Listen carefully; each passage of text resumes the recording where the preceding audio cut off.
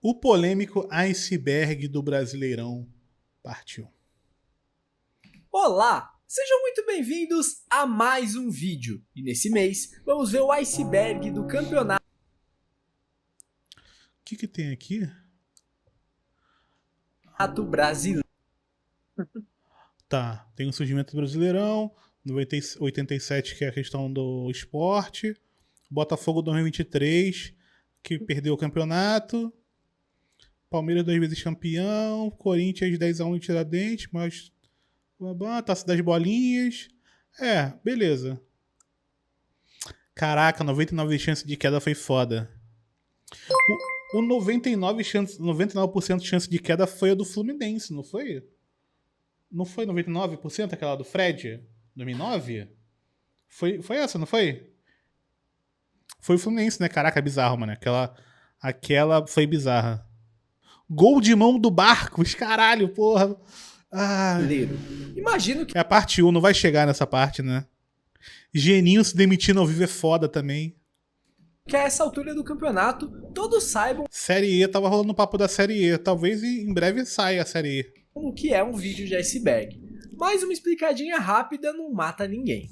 Então, basicamente, ao longo desse vídeo, teremos vários tópicos de acontecimentos que envolvem o Brasileirão, seja Série A, B, C ou D. Incidente da dedada, clássico.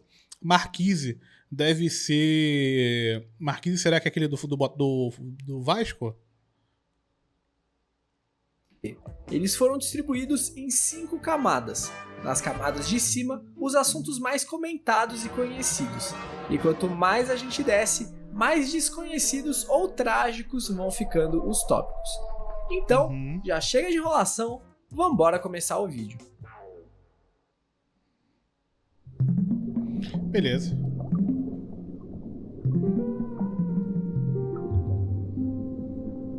Calma, Bruno. O Campeonato Brasileiro o cara já não não fala surgiu de uma gritando. forma organizada e constante do jeito que a gente conhece hoje. Inclusive, foi um dos últimos campeonatos nacionais a surgir na América do Sul. Isso se dá, entre diversos outros fatores, pela grande extensão territorial do país.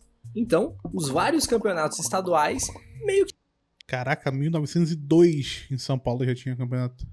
que cumpriam a função de um nacional. Oficialmente, Pô, a bandeira de Santa Catarina é um escárnio de feia, né?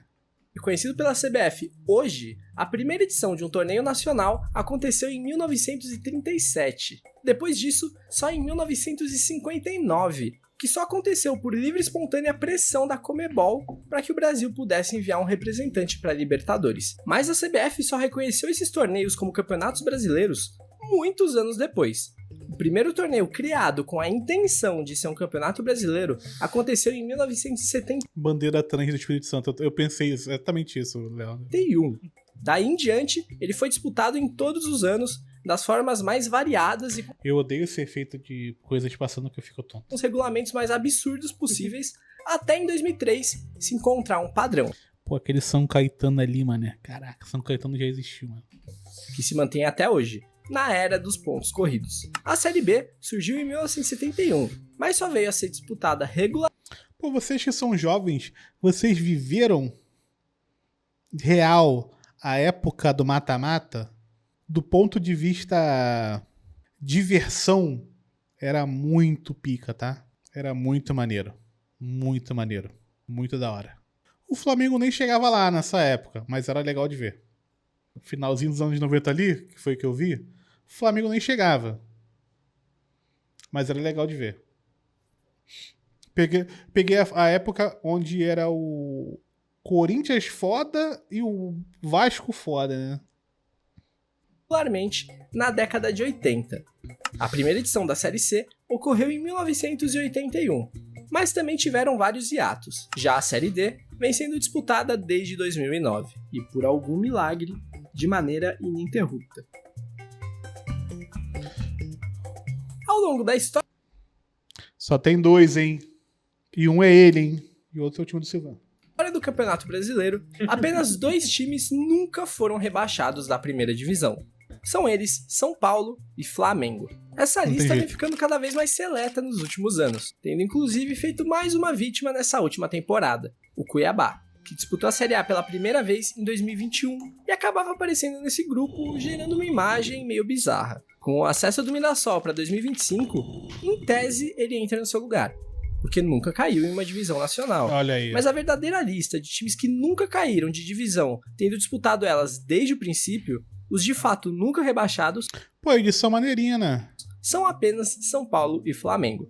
Nas outras divisões também tem times que nunca caíram. Cara, eu sou muito fã mesmo, dessa logo, desse escudo do Amazonas. Acho muito foda. Muito foda.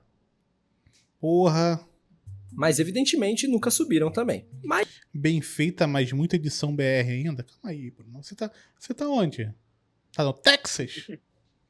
Que é o Brasa, porra! essa lista muda muito ao longo do tempo, porque esses geralmente são times que estão emergindo agora e tendem a acabar sofrendo um rebaixamento em breve.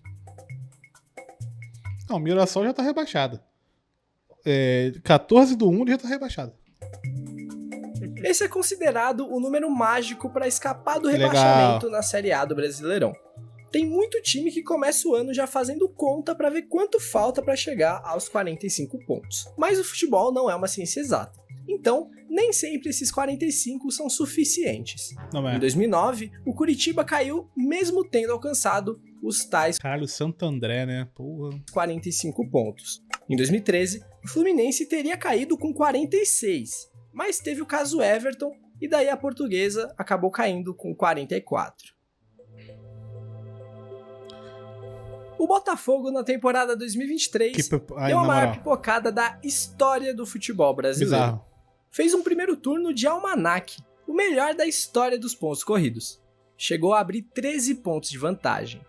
Depois de uma oscilação até então Mas quando o Flamengo foi campeão em 2009, também rolou uma pipocada forte. normal, ele poderia praticamente selar o título, vencendo o vice-líder Palmeiras. Cara, esse jogo é inacreditável, esse jogo. É simplesmente inacreditável. Um dos melhores jogos que eu assisti.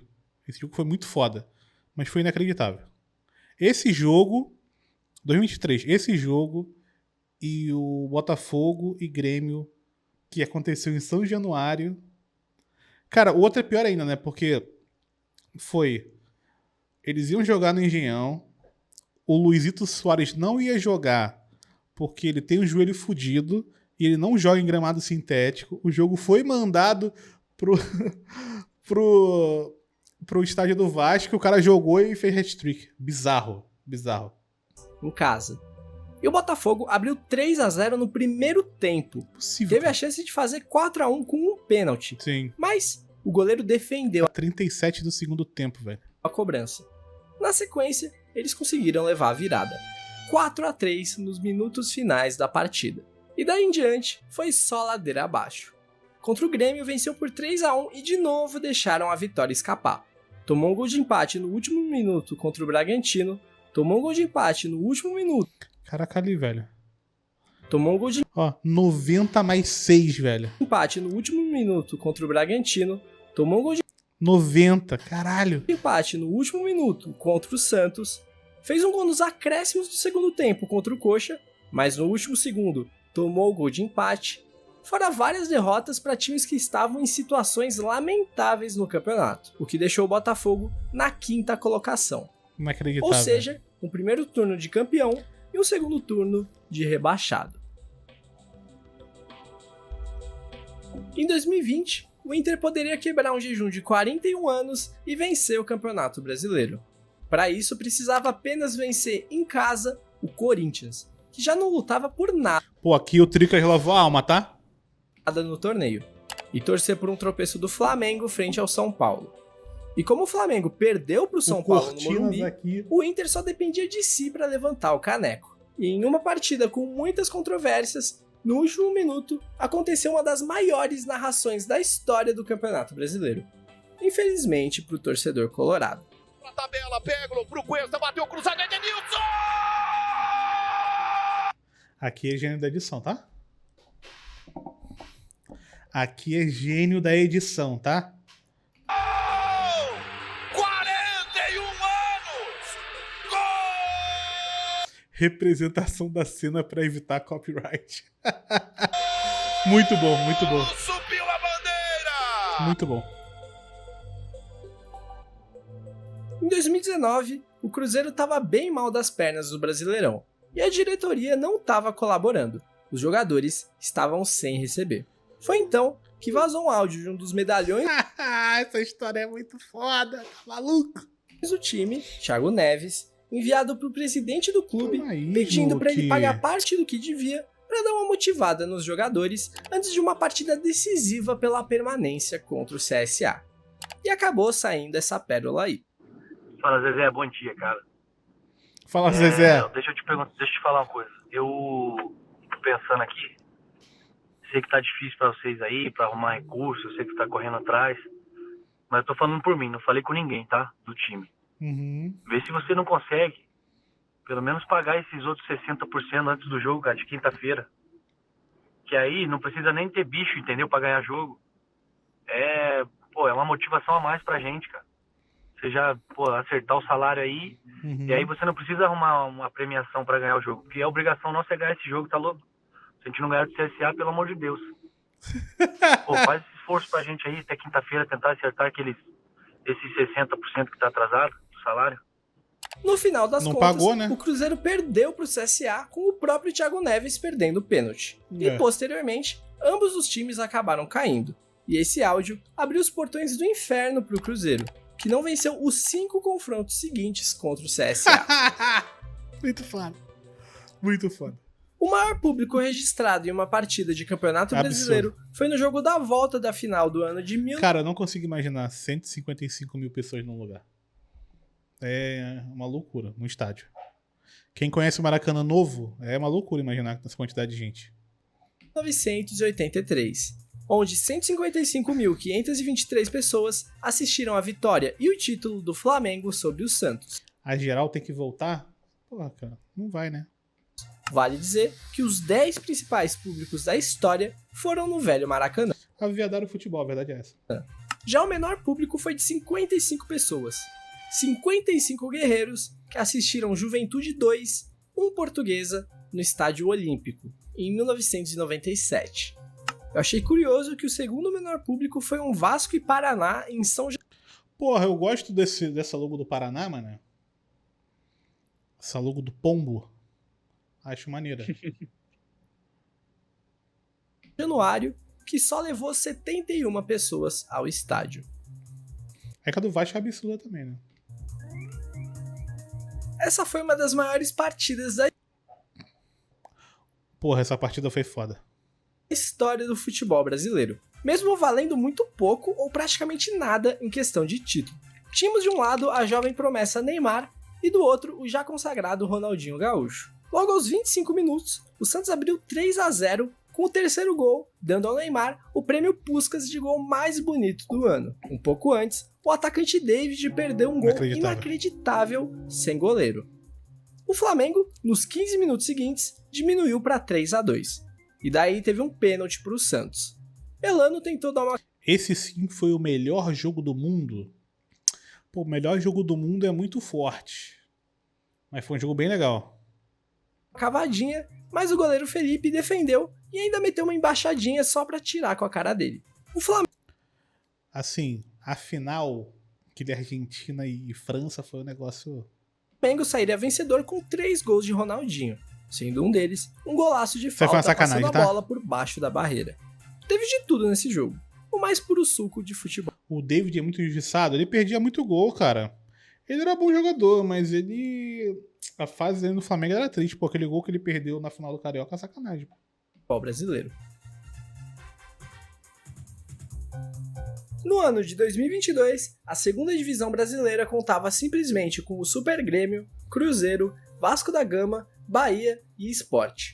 Além, é claro, de vários outros clubes muito tradicionais no futebol brasileiro, Caraca, muito mas que forte. já estão mais habituados com a segundona. Essa ficou conhecida como a Super Série B, por contar com a presença ilustre de Pô, realmente tinha muito time grande, né? tantos times grandes. O Cruzeiro foi o campeão, enquanto o Grêmio, Bahia e Vasco completaram as vagas de acesso. O Sport acabou ficando apenas na 7ª colocação, e quase que Ituano e Sampaio Corrêa aprontaram para cima do Vasco, que só subiu de forma dramática na última rodada, na famigerada Batalha de Itu. Esse é o ranking geral do Campeonato Brasileiro, somando os pontos de cada vitória desde a primeira edição até os dias de hoje. O curioso é que muitos dos líderes não estão dentre os maiores campeões nacionais. O São Paulo aparece na... É que esses títulos do Palmeiras aí... complicado, man. A ponta do ranking desde o ano de 2006. Complicado, o maior campeão man. Palmeiras é o 6º colocado. Se você olhar os anos das conquistas do Palmeiras, você vai perceber que o número 67 aparece 2 vezes. O que aconteceu foi que em 1967 e 68 haviam 2 torneios completamente diferentes que aconteciam no mesmo ano e foram considerados campeonatos brasileiros. Reclamar lá? Não, é que é meio merda, né? Meio merda.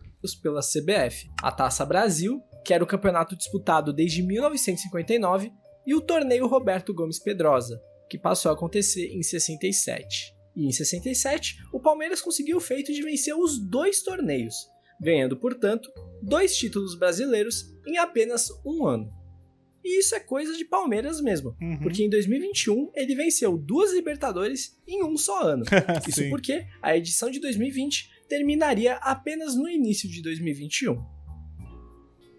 Títulos por fax. Esse é um termo cunhado por torcedores rivais de alguns times que obtiveram conquistas reconhecidas pela CBF no ano de 2010.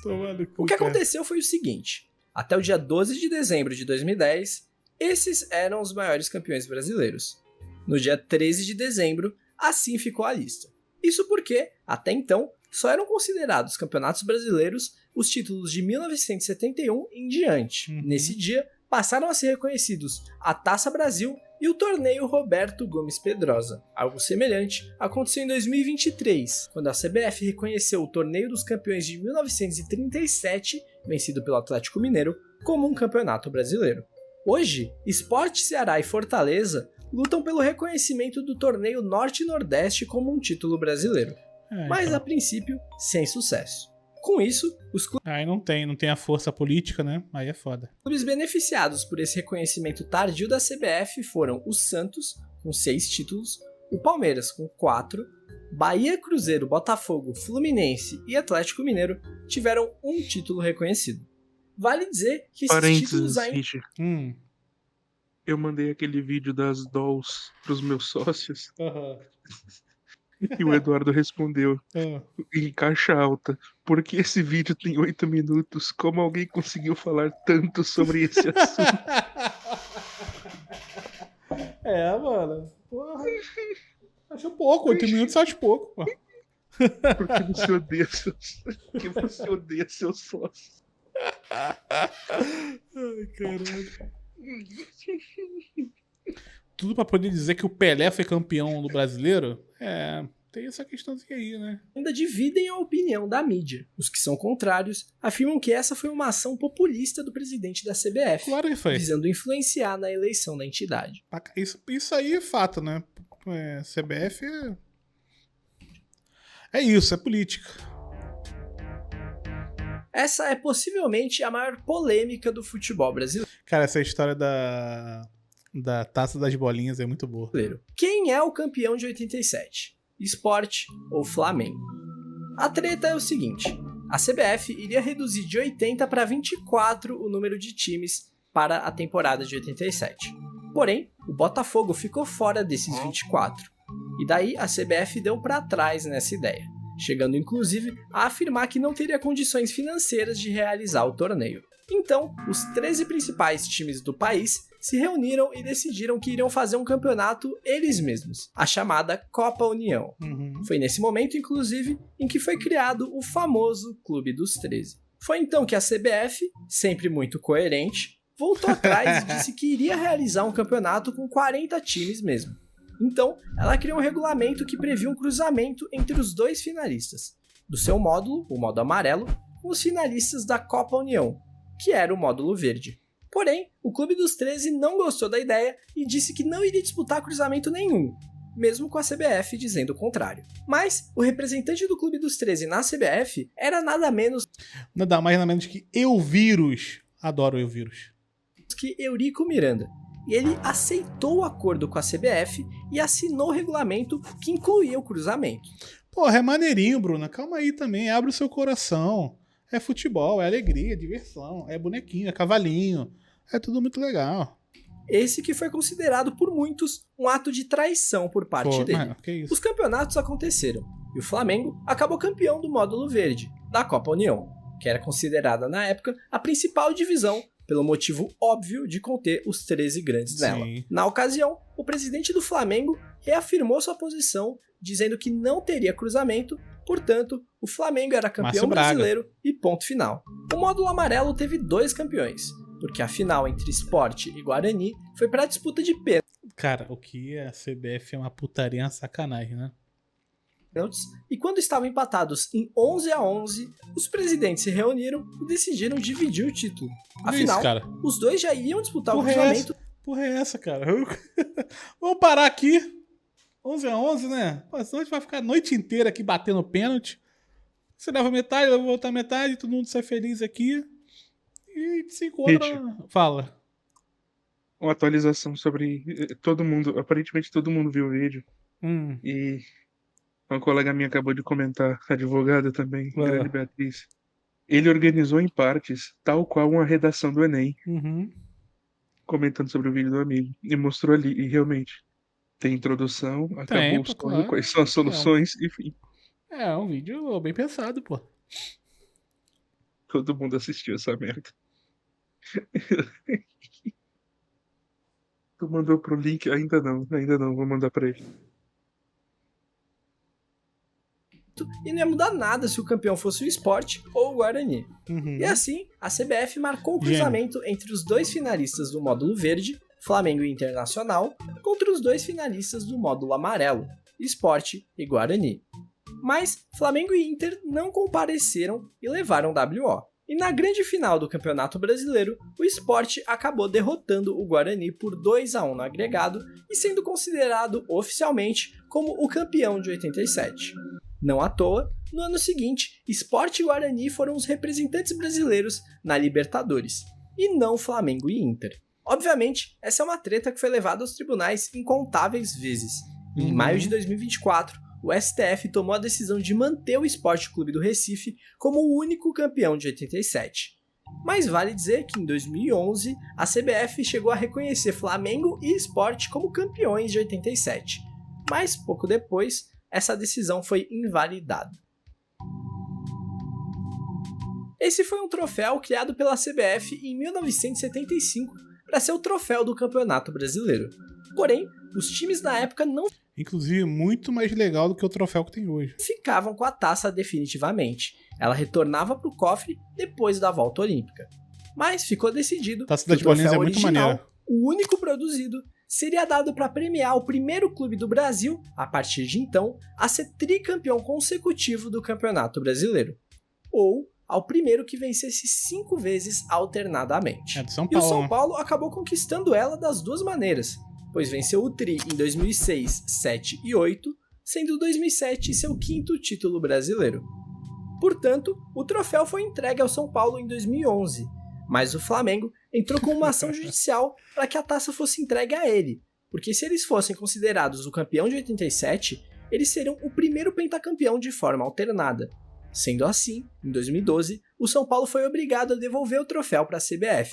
Em 2024, com o STF derrubando o recurso do Flamengo e considerando só o Sport como campeão de 87, a taça, em tese, deveria voltar a ser do São Paulo. Mas, por enquanto, ela segue em posse da Confederação Brasileira, que ainda não decidiu o que fazer com ela. Isso é uma putaria, velho. Em 1986, aconteceu mais um episódio de desorganização no Campeonato Brasileiro. A CBF, naquele ano, decidiu simplesmente juntar as séries A, B e C no mesmo campeonato. Por que não, né? O resultado disso é que tivemos 80 clubes disputando o Campeonato Brasileiro da Primeira Divisão. O campeão daquele ano acabou sendo o São Paulo, que venceu o Guarani nos pênaltis.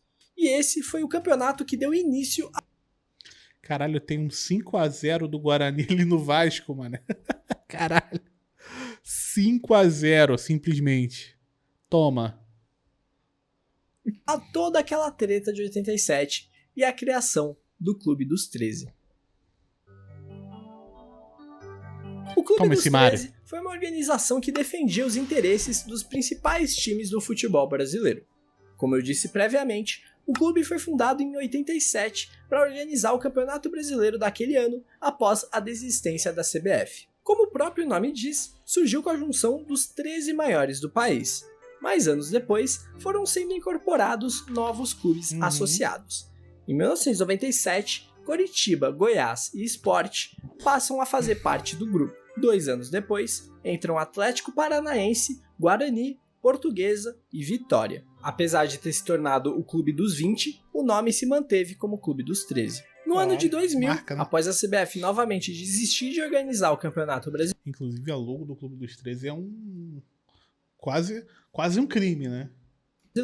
Foi o Clube dos 13 que assumiu a organização daquela que ficou conhecida como Copa João Avelange. Outra putaria também. Que vai ser explicada mais pra frente do iceberg. Fora isso, o clube também era aquele que negociava os direitos de transmissão do campeonato e os regulamentos com a CBF. Seu fim veio em 2011, por conta de várias... Poderia facilmente ser maluco do Bolsonaro, papo reto. Papo reto. Pior que é verdade. brigas políticas que foram fazendo com que os clubes associados fossem saindo. Falecida Portuguesa? A Portuguesa tá voltando, tá? A Lusa. A melhor campanha da história do Brasileirão por pontos corridos foi do Flamengo em 2019. Não tem jeito, né? Ele conquistou impressionantes 90 pontos ao longo das 38 rodadas, sendo 28 vitórias, 6 empates e 4 derrotas. Vale destacar a campanha do Cruzeiro em 2003, que alcançou os 100 pontos. O melhor ano da minha vida, porra. Cara, você sabe que em 2019 tinha jogos, Bruna, que eu ficava com um pouco de pena do time adversário.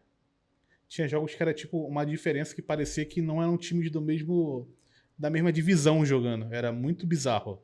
Era um sentimento muito estranho. Mas na época, tinham 24 clubes na primeira divisão. Por isso, a campanha do Flamengo é a melhor por ter melhor aproveitamento. Já a pior campanha da história é da Chapecoense em 2021. A Chape conquistou apenas 15 pontos. Uma vitória. Uma vitória, 12 empates e 25 derrotas. Essa vitória foi apenas contra o Bragantino na 20ª rodada. A melhor campanha na Série B é do Corinthians, em 2008, quando fez 85 pontos. Já a pior é do Grêmio Barueri, mano. Do Duque de Caxias, que em 2011 conquistou somente 17 pontos.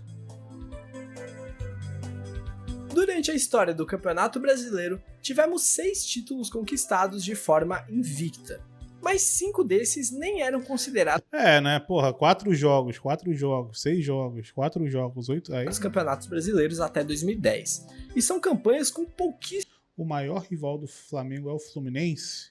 O maior rival do Flamengo é o Flamengo. Eu não sei quem é o maior rival do Flamengo. Eu sei que o Flamengo é o maior rival de todos. Essa que é a pica. Pouquíssimos jogos disputados. A exceção... É muito foda ser gigante. É o título vencido pelo Inter em 1979, que teve 16 vitórias e 7 empates. Um feito tão impressionante que desde então o Inter nunca mais ganhou um campeonato brasileiro. Doideira.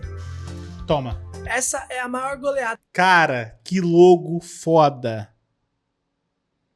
Que logo absurda. Olha esse tigre tá muito mal, cara. Esse tigre tá muito mal, cara. Ele meio que é tipo um machado, tá ligado? Cara, eu não tô bem, cara. Ele parece que ele tá de mullet. Porra, muito foda.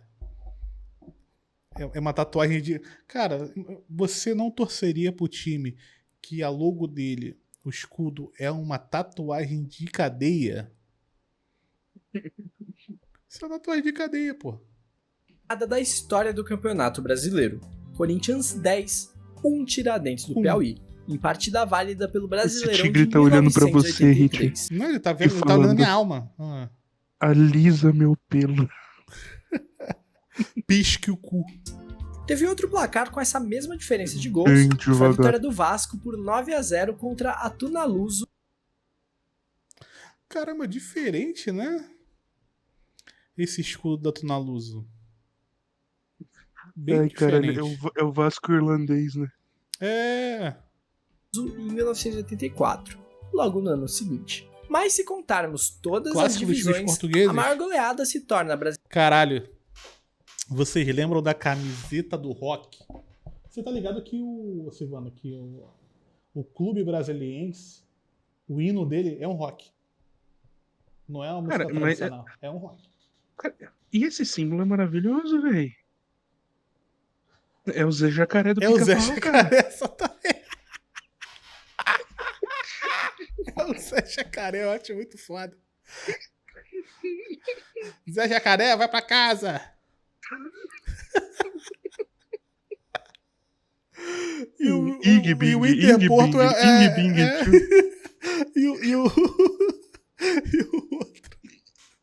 E o outro, tipo... O engenheiro esqueceu o desenho em cima da mesa, o arquiteto, pegaram e colocaram. Cara, você olha pro Brasiliense e pensa, voodoo é pra Jacu. Esporte Clube de Patos. Bem. Escudo Esporte Clube de Patos. Patos é na Paraíba, né? É o Pato Donald. Mas aí aí... Caralho. Muito foda. É o Pato... Olha, eu vou passar aqui pra outra página. É o Pato Donald medindo pau. Calma aí. Caralho, velho. Eu conheço a cidade de Patos. É perto da cidade da minha mãe, lá na Paraíba.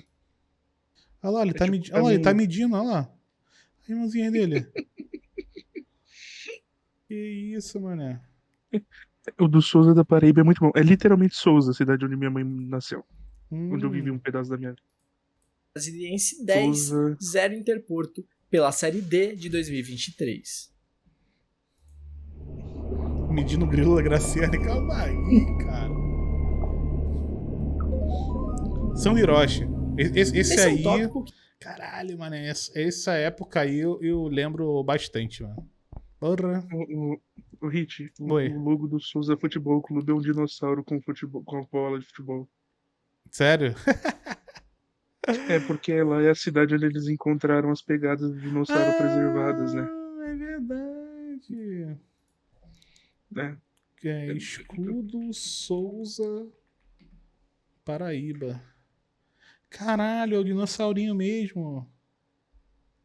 Porque é a cidade dos dinossauros. Lá tem uma porrada de fóssil, eles encontraram as pegadas e tal. Porra, papo reto, né? O foda é tu pensa assim, pô, vou comprar uma camisa do Souza. Aí tu abre... Não dá pra ver, tá? Tá na outra... Tem que... Pixbet. Mano, não dá, tipo, não tem como aqui. Foda. Porra, tem mais... Se tivesse só o loginho seria tão massa. Pô. Mas cara, Souza, olha aí. Cara, Paraíba tá sendo bastante citado aqui, né? Ué. Que se relaciona com vários outros dessa camada. Sandro Hiroshi foi um atacante que se destacou no Campeonato Paulista de 1999 pelo Rio Branco de Americana. Foi assim que ele chamou a atenção do São Paulo, que o contratou para a disputa do Brasileirão daquele ano. Porém, foi descoberto que a data de nascimento dele tinha sido alterada. Constava que ele tinha nascido em 1980, quando na realidade ele era de 79. Isso para que ele pudesse disputar um torneio juvenil anos antes, em 94. Famoso gato. Cometendo o famoso gato. Nossa, eu Mas falava esse muito nem disso, foi o né? maior problema.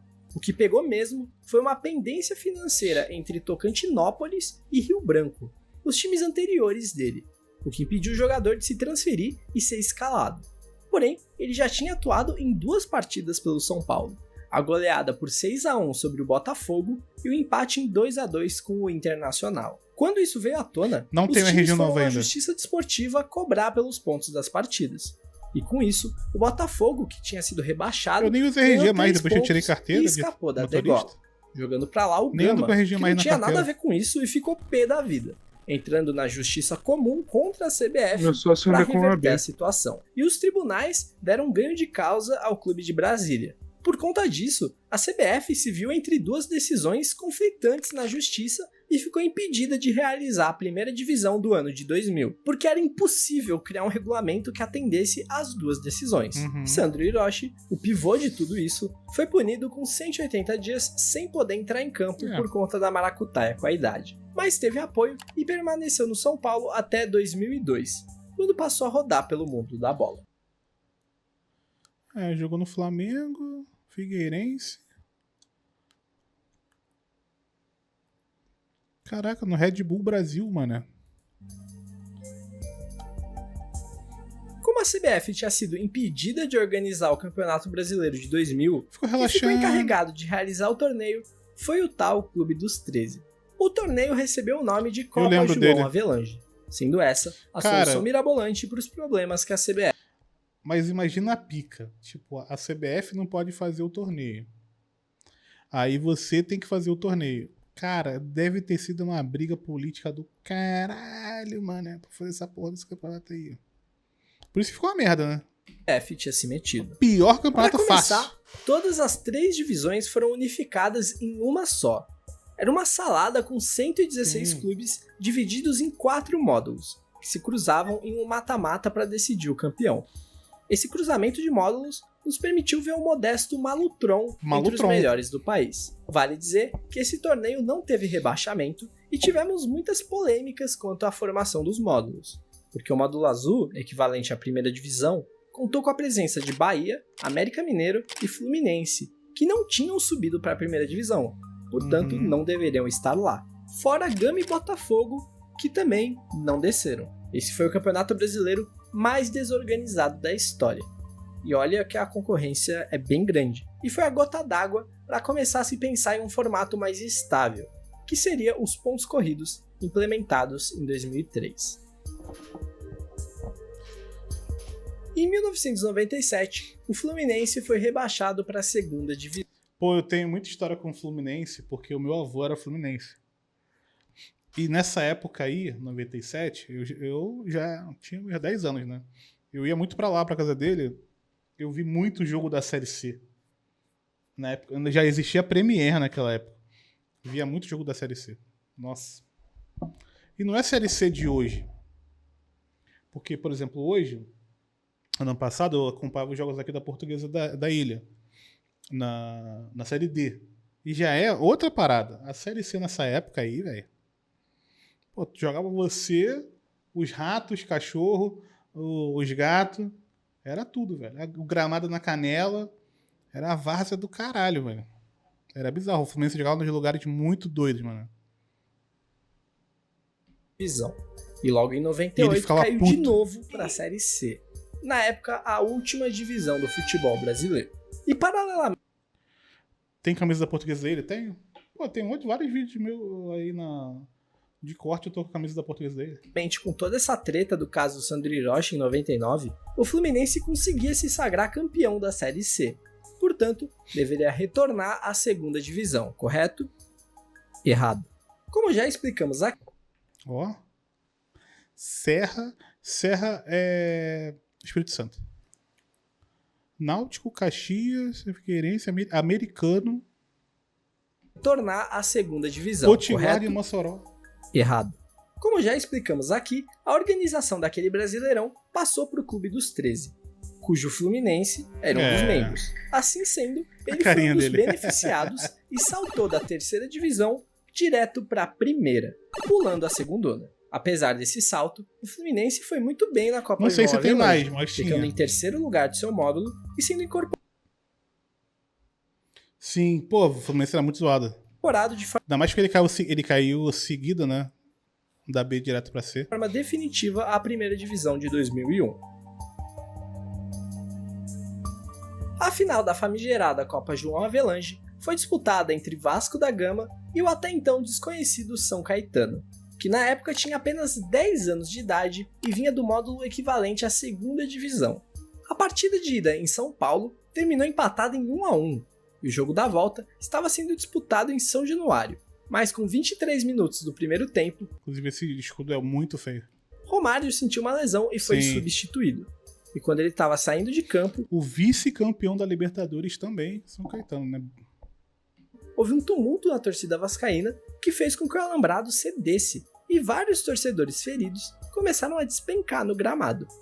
O que dizem é que 2 integrantes da organizada começaram a discutir e eventualmente teria chegado um terceiro que puxou uma arma, girando um corre-corre que, somado à superlotação do estádio, fez o alambrado ceder. A contagem de feridos chegou a 160 e, por sorte, não houve mortes. O jogo foi... Tinha um atacante, acho que era Ademar o nome dele, que ele tinha o chute forte pro gol. encerrado ali mesmo. Eurico Miranda defendeu que a partida fosse reiniciada, mas o governador do Rio deu ordens para não retomar o jogo, pois não havia condição de se decidir o campeão brasileiro naquela situação. Claro que tinha policiamento, segurança, atendimento médico. Olha o vírus aí. O governador é frouxo e incompetente. O governador manda no coronel, não manda aqui no Vasco. Mas infelizmente nós precisamos da garantia da PM. Porque se nós não precisássemos da garantia da PM, pois é, tem que perguntar ao governador. O governador tem que resolver quem comprou ingresso, como é que vai fazer. Ele não quer saber disso. Os jogadores do Vasco chegaram inclusive a voltar para o campo, pegar a taça. Esse time do Vasco era muito forte, muito forte. E dar a volta olímpica. Afinal, se o jogo tivesse sido encerrado em 0-0, o Vasco seria o campeão. Acabou o jogo, nós empatamos lá, 0-0 seria nosso, se terminasse o jogo. E é o gigante, né? Que é o baixo. Ambas as partes queriam jogar e não sei por que motivo não houve o final do jogo. Na minha concepção, bem acertado isso. Até porque psicologicamente não haveria condição. Já que 0-0 do Vasco, o Vasco é campeão. A taça é do Vasco. Foi 0-0, quanto é que foi o jogo? Encerrado quanto o jogo? E 0-0 é de quem? Posteriormente, foi marcado um julgamento para se decidir como proceder. E ficou decidido Papai que João era seria brabo. realizada uma nova partida em janeiro de 2001 no Maracanã. Afinal, Aí São Januário foi caralho, estava né? interditado. Mas essa decisão era muito prejudicial para o São Caetano. Afinal, muitos dos destaques do time já estavam negociados e não teriam mais contrato com a equipe na data da partida. O São Caetano, inclusive, cogitou entrar na justiça para ser declarado campeão do torneio, alegando que o regulamento da João Avelange determinava que o time responsável pela paralisação da partida deveria ser declarado perdedor. Então, né? Mas nada foi feito. Mas aí o gigante São Caetano tem a força, né? Pra quê, né? E a terceira partida foi realizada mesmo assim. Com o Vasco se sagrando campeão.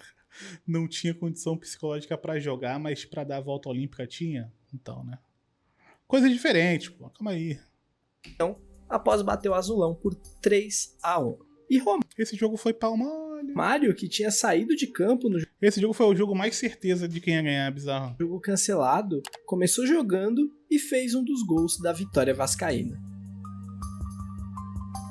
Isso é foda. Ainda falando da final da Inclusive eu tenho que assistir o... Eu não assisti até hoje o documentário do Eurico. João Avelange, Eurico Miranda tinha ficado muito bravo com a forma que a Globo tinha feito a cobertura do desabamento do alambrado de São Januário, e ele decidiu então provocar a emissora. E como ele fez isso? Bom, o Vasco entrou em campo na partida decisiva com um logo imenso do SBT estampado na camisa. E detalhe, nem o SBT sabia. Eurico descreveu como uma homenagem. Isso é loucura, Isso evidentemente não agradou a Globo, que transmitia a partida para todo o país. E segundo a torcida vascaína, essa foi uma declaração de guerra para a emissora. Ele era muito merda, né? Mas isso aqui ele... Que tinha e ainda Aquele tem brincou. grande poder no futebol brasileiro. E que desde então passou a prejudicar o Vasco. Uhum. Em 2019, Isso aí é uma sacanagem. o Santos venceu o Vasco por 3-0 em uma partida, digamos, infeliz do goleiro É uma Sidão. fortuna, né? A Globo tradicionalmente distribui um prêmio nos jogos que transmite, o craque do jogo. Porém, a decisão de quem era o melhor jogador da partida era feita de forma totalmente online em votação popular. E de forma irônica, o goleiro Sidão foi eleito com 90% Aí dos essa votos loucura, pô. o craque daquela partida, gerando uma situação desconfortável para a repórter que teve que Aí faltou, né? Faltou um pouquinho assim de tato só, né? entregar o troféu e ao próprio goleiro. Posteriormente, a Globo foi processada e teve que indenizar o jogador humilhação, pelo acontecimento. O final do Campeonato Brasileiro de 2013 foi marcado por uma polêmica coincidência na última rodada que selou o destino de um clube que até hoje não se reencontrou. No dia 7 de dezembro, o Flamengo... Caralho, né? Pra vocês verem, olha só, né? 2013, esse era o time.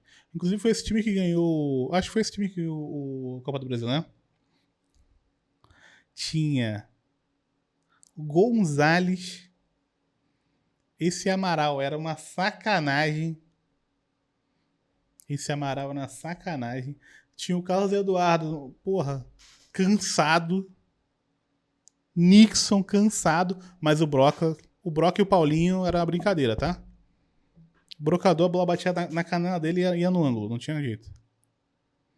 E ele sempre jogando com a chuteira cheio de sabão, ele sempre escorrega. Calou o lateral André Santos pro duelo contra o horroroso André Santos. Cruzeiro. Porém, do Flamengo, né? O jogador tinha sido expulso na final da Copa do Brasil e, portanto, estava suspenso e não poderia atuar. Outra partida importante nessa história aconteceu no dia seguinte, no dia 8. Grêmio e Portuguesa empatavam em 0-0 em um jogo que até então não valia absolutamente nada, porque a Portuguesa já tinha escapado do rebaixamento na rodada anterior.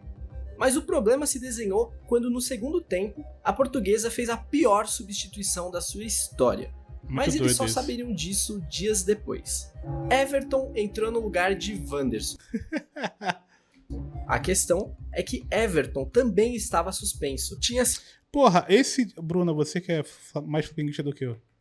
Esse Diogo foi o filho da puta que depois A questão foi o que foi pro Flamengo depois, né? Ou ele era do Flamengo e foi pra Portuguesa. Acho que foi o contrário, né? Henrique Dourado. Caralho, goleiro Lauro, né? Porra. Flashback do Vietnã. A questão é que Everton também estava suspenso. Tinha sido expulso na 36ª rodada e não poderia entrar em campo. Diogo e o ceifador. Os resultados daquele dia rebaixavam Náutico, Ponte Preta, Vasco e Fluminense. Porém, descobriu-se que 2 atletas tinham sido escalados de forma irregular naquela mesma rodada. Portanto, o Flamengo, pela escalação irregular de André Santos, perdeu 4 pontos. E com isso entrava na zona de rebaixamento, tirando da forca o seu rival Fluminense. Posteriormente, foi julgado que Everton, da Portuguesa, também havia sido escalado irregularmente, fazendo com que a Portuguesa perdesse 4 pontos e salvasse o Flamengo do rebaixamento. A torcida da Portuguesa não aceita essa história até hoje, o que é compreensível, pois o time nunca mais conseguiu retornar e apenas vagou no limbo do futebol brasileiro por anos. Existem diversas teorias que afirmam que, na realidade, a escalação de Everton foi proposital e orquestrada para salvar o Flamengo do rebaixamento em troca de uma compensação financeira. Mas nunca foi encontrada nenhuma evidência disso, e todos os envolvidos negam qualquer acusação do tipo. Tudo indica que foi incompetência mesmo. Cara, isso aqui... o Bruno tá aí e vai confirmar. Eu vi esse jogo no dia. Isso aqui é inacreditável, mano. Isso aqui é inacreditável. Inacreditável. Vou dizer, Hit, assim, eu não entendo nada de futebol, não sei nada, mas o que esse vídeo é entretenimento puro, é sacanagem. Porra, é muito legal, né? Sim, é bem interessante. É tipo, é hipnotizante. Essas historinhas. E olha que você nem pegou as curiosidades brabas. Isso aqui é quase conhecimento geral pra quem gosta de futebol. Isso aqui não tem nenhuma novidade. Mas é bem legal mesmo. A Batalha dos Aflitos se refere ao duelo decisivo da Série B de 2005 entre Grêmio e Náutico, realizada no Estádio dos Aflitos. O Grêmio precisava de um empate para subir ou uma vitória para ser campeão. Já o Náutico só queria saber da vitória, que o faria subir ao lado do... Pô, verdade. Se o Galato não pega esse pênalti, o Mano tava treinando Glória de Vacareta. Verdade. Santa Cruz no quadrangular final. A situação financeira do Grêmio era tão ruim que, caso eles não subissem, existiam chances reais do clube decretar falência. Logo no primeiro tempo, o Náutico já desperdiçou um pênalti. Na segunda etapa, o Grêmio teve um jogador expulso e logo em seguida, outro pênalti marcado a favor da equipe do Recife. Foi então que os jogadores do Grêmio, indignados, partiram para cima da arbitragem, o que resultou na entrada da polícia e na expulsão de mais 3 atletas gremistas. Pô, e o pior é que ele dá esse cartão vermelho aqui, ó, o cara toma maior susto, parece que vai tomar um soco. Ó. Resultou na entrada da polícia e na expulsão de mais 3 atletas gremistas. E só não foram 4, porque isso acarretaria no fim do jogo. A partida parecia impossível de se vencer. 7 contra 11, com um pênalti para ser cobrado. Era o Diguinho aqui? A partida parecia impossível de se vencer. Não. Caralho, eu não me lembro qual que era esse Grêmio, velho. O Domingos, eu lembro, horroroso. Domingos. Sandro Goiano, carequinha. 7 contra 11, com um pênalti para ser cobrado e 25 minutos de acréscimo. Impossível para qualquer um. Sim. Não pro imortal. Bizarro. O goleiro Galato defendeu a cobrança e no contra-ataque o atacante Anderson, de 17 anos, carrega a bola sozinho e marca o gol que dá o título da segunda divisão pro Grêmio em uma das partidas mais épicas da história do esporte. É inacreditável, com 7 homens em campo! Com 7 homens em campo, o Grêmio tá fazendo uma façanha. É só o Grêmio, é sua força, é sua fé. Eu nunca vi disso, o mundo nunca viu nada parecido. O Grêmio tá fazendo uma façanha extraordinária. Uma façanha que não tem na história do futebol mundial. 37 minutos. Muito foda, tá maluco. Nós já falamos do Internacional sendo campeão brasileiro invicto. Mas e o Atlético Mineiro, que em 1977 foi vice-campeão brasileiro invicto? Ao longo do torneio, o Atlético venceu 17 jogos e empatou 4. Porém, na final contra o São Paulo... Tudo isso para virar volante no Manchester, mas calma aí, Murilo. Você falou como se virar volante no Manchester fosse, ser chapeiro, né? Calma aí.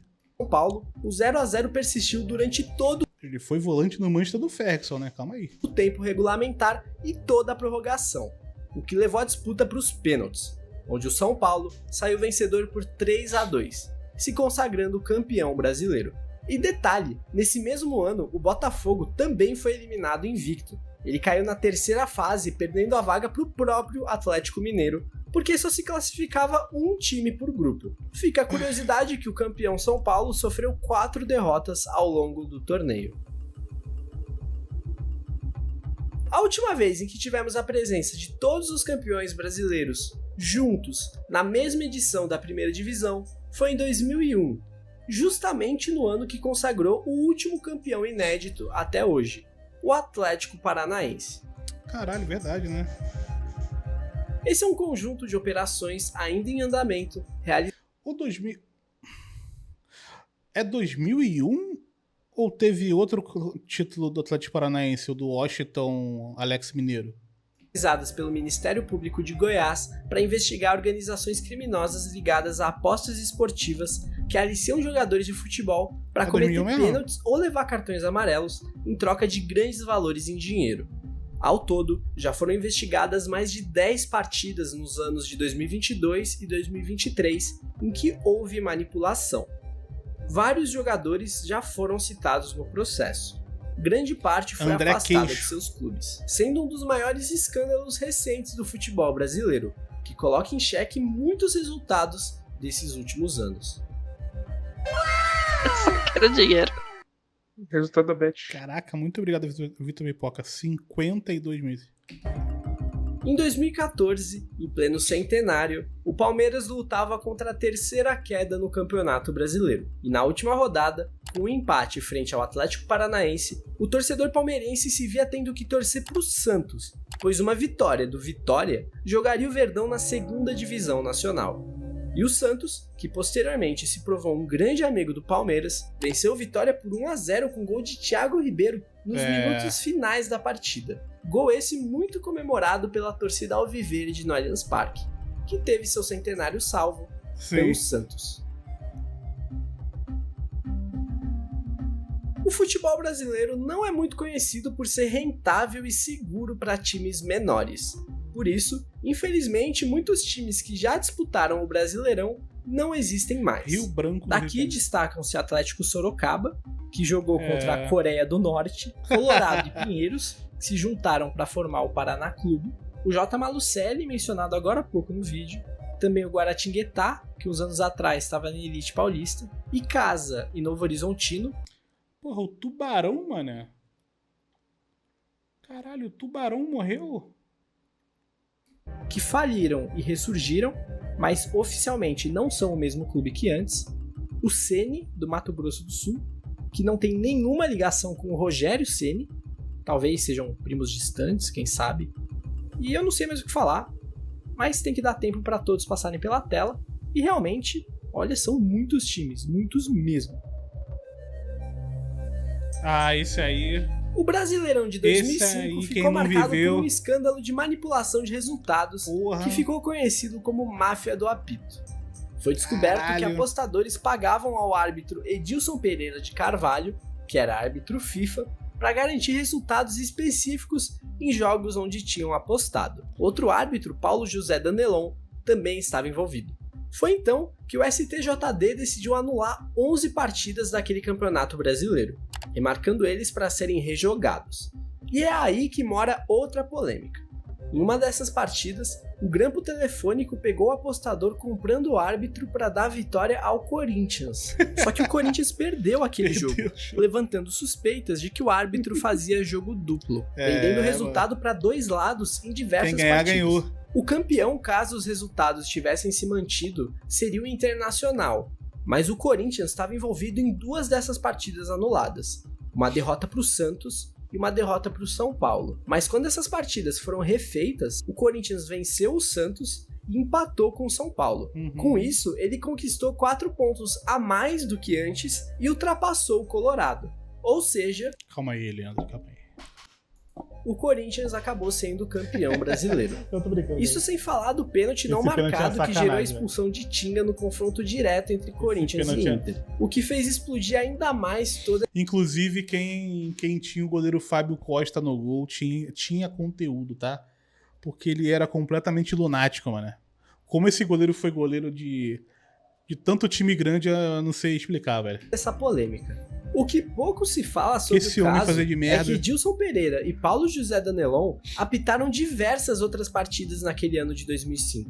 Inclusive um Banfield e Alianza Lima. Mas esses outros jogos nunca foram refeitos, simplesmente porque tinham acontecido no começo do ano, muito antes do caso ser descoberto. Vitorioso, Algumas dessas partidas eram muito importantes na parte de baixo da tabela do Paulistão e da Série B daquele ano. Inclusive, o União São João de Araras foi rebaixado na última rodada com Edilson no apito e nunca mais voltou, chegando a ficar licenciado do futebol por alguns anos, com muita gente no clube apontando Edilson como um dos culpados.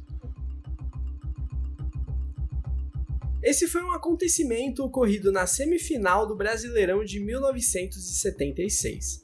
Na oportunidade, o Corinthians estava há 22 anos sem vencer nenhum título, quando milhares de corintianos se deslocaram de São Paulo para o Rio de Janeiro, naquela partida que ficaria notabilizada por ter sido o maior deslocamento de torcedores de um time visitante na história do futebol mundial. O número total de torcedores no Maracanã naquele jogo foi de 146.043 espectadores. Estimam-se que cerca de 70 mil destes eram corintianos, que viram seu time vencer nos pênaltis e a final do Brasileirão, onde seriam derrotados por Internacional. A quebra do jejum viria apenas no ano seguinte, com a conquista do Campeonato Paulista frente à Ponte Preta. O time que mais rápido caiu da primeira até a última divisão foi o Santa Cruz, que desceu da primeira divisão em 2006, em 2007 caiu da segunda e em 2008 acabou tendo o azar de ficar na enorme zona de times que foram movidos para a criação da nova divisão nacional, a Série D. Ou seja, foi rebaixado 3 vezes em 3 anos. Foi da elite até o fundo do poço em tempo recorde. Se teve quem caiu todas as divisões em 3 anos, o contrário também aconteceu. CSA. Em 2016, o CSA subiu como vice-campeão da Série D.